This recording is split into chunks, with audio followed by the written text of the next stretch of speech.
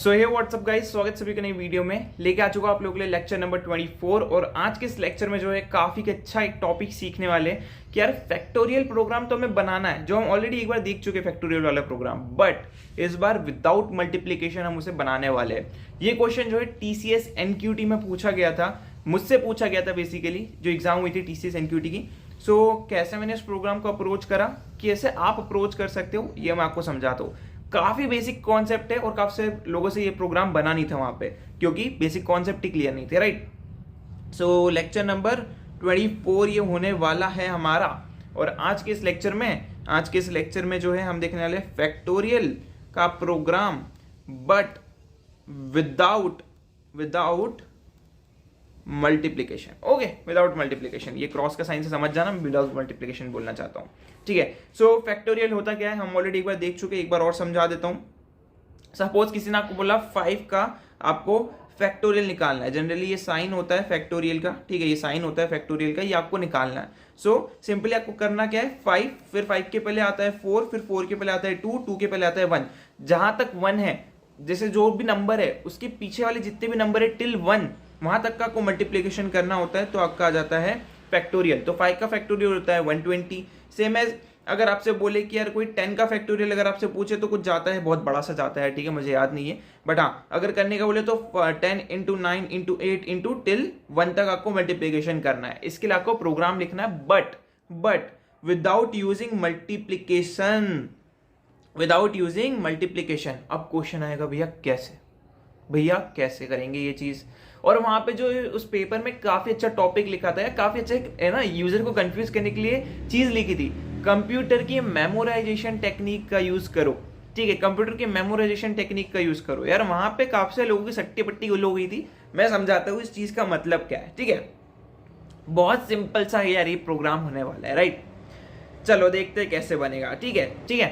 सो सबसे पहले हम देखते हैं लॉजिक क्या लग सकता है। तो सिंपल सा इसमें एक मैथ्स का लॉजिक लगने वाला है। क्या लॉजिक होगा भैया, ये हमने मैथ्स में कुछ इस तरीके का डिवाइड करा होगा, कभी याद होगा आपको, राइट।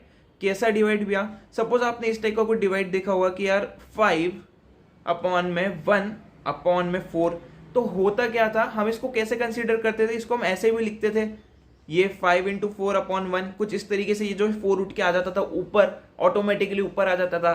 ठीक है, बस हो गया प्रोग्राम खत्म यहीं पे। ठीक है, कंप्यूटर क्या करेगा, कंप्यूटर जो है ऑटोमेटिकली इसको जो है कंसीडर कर लेगा ऊपर भेज के मल्टीप्लीकेशन। तो 5 इंटू 4 इक्वल टू 20, और उसको कितनी बार 1 से डिवाइड करो आपको 20 ही मिलेगा। ठीक है, सिंपल सा कॉन्सेप्ट है, बस इतना सही प्रोग्राम है। ठीक है, इतना सही ये प्रोग्राम होने वाला है।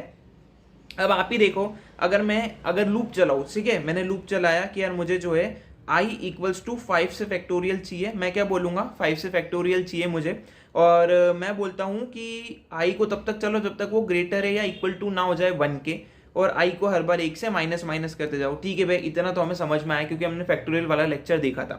ठीक है, अब मैं जो है एक इंट अपर वैल्यू के नाम से एक वेरिएबल लेता हूं, जो अभी फिलहाल में मैं 1 से इनिशियलाइज कर देता हूं। ठीक है, और बस अब यहाँ पे मैं एक आंसर नाम का वेरिएबल बनाता हूं, और उसके अंदर मैं क्या करूंगा, मैं लिखूंगा अपर divided by 1 divided bye I.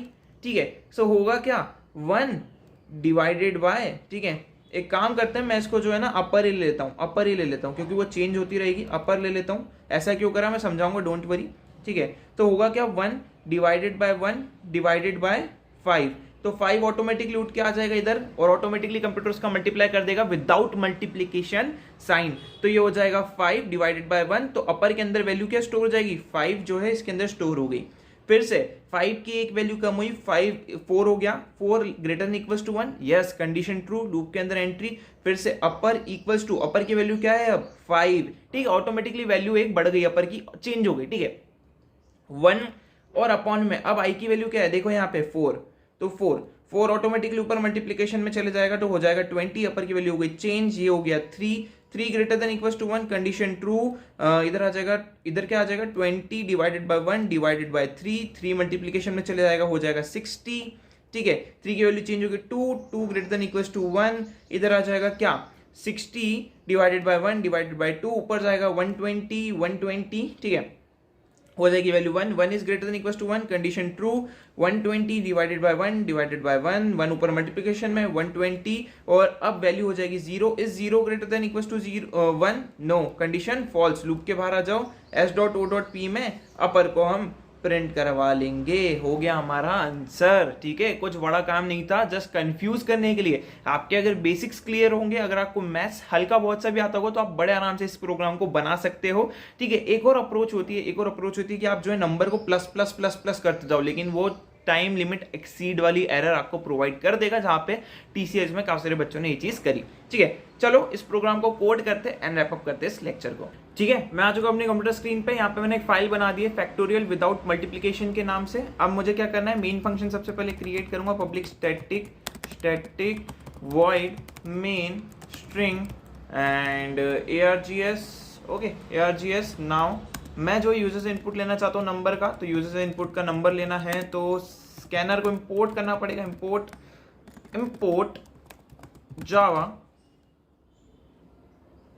java.util.scanner। Okay, now scanner हमने इंपोर्ट कर लिया, तो उसकी क्लास भी क्रिएट करनी पड़ेगी, स्कैनर sc नाम का मैंने ऑब्जेक्ट क्रिएट करा, न्यू स्कैनर। क्यों ऑब्जेक्ट क्रिएट करा, बिकॉज हमें ऑब्जेक्ट के थ्रू मेथड कॉल करनी है उसकी। सिस्टम डॉट इन किससे इनपुट लेना है, सिस्टम के इनपुट से। एक मैसेज यूजर से प्रिंट करवा लेता हूँ ताकि यूजर को समझ में आ जाए, एक मैसेज यूजर के लिए प्रिंट करवा लेता हूँ ताकि यूजर को समझ में आ जाए वैल्यू एंटर करनी है। ठीक है, enter value of your choice. ठीक है, अब मैं एक इंट नंबर नाम से या एक इंट नंबर नाम से वेरिएबल बना देता हूँ, जिसके अंदर मैं यूजर से इनपुट ले लूंगा। ये मैंने इनपुट ले लिया, राइट। इनपुट लेने के बाद मैं क्या बोल रहा हूँ, फॉर लूप। सो एक क्वेश्चन आपके मन में आ रहा होगा कि भैया फॉर लूप क्यों यूज कर रहे हैं। यहाँ पे हमारे पास स्टार्टिंग पॉइंट है कि हमारा प्रोग्राम कहाँ से स्टार्ट होगा, एंडिंग पॉइंट भी है, हमारा प्रोग्राम कहाँ पे एंड होगा, 1 पे ही एंड होगा हमेशा, 0 पे जैसे ही जाएगा वो खत्म हो जाएगा। ठीक है, सो मैं इंट स्टार्ट करके एक वेरिएबल बनाता हूँ जो कहाँ से स्टार्ट होगा, इस नंबर से। ठीक है, और ये जो स्टार्ट है इस लूप को तब तक चलो जब तक वो ग्रेटर है और इक्वल्स टू है 1 के। जैसे ही वो इससे छोटा हो जाए लूप को बंद कर देना, स्टार्ट को हर बार एक माइनस कर दूंगा। ठीक है, अब मैं क्या बोल रहा हूँ, एक मैं इंट p नाम का वेरिएबल बना देता हूँ, इंट p भी नहीं, इंट फैक्ट नाम का वेरिएबल बनाता हूँ जो इनिशियली 1 से असाइन होगा। 0 से क्यों नहीं करा, 0 से किसी का मैं मल्टीप्लाई करूंगा क्या आएगा, 0। तो fact equals to fact comma, मतलब कॉमा नहीं, स्लैश। अब हमें क्या करना है, 1 then divided by what, divided by start की जो भी वैल्यू रहेगी। ठीक है, इसको मैं ऐसे ब्रैकेट में डाल देना जरूरी है, क्योंकि नहीं तो ऐसा समझेगा कि ये अलग डिवाइड है, ये अलग। एंड देन आप कुछ इस तरीके से इसको जो है लिख सकते हो, एंड ये हमारा जो काम है ये डन हो जाएगा कुछ इस तरीके से।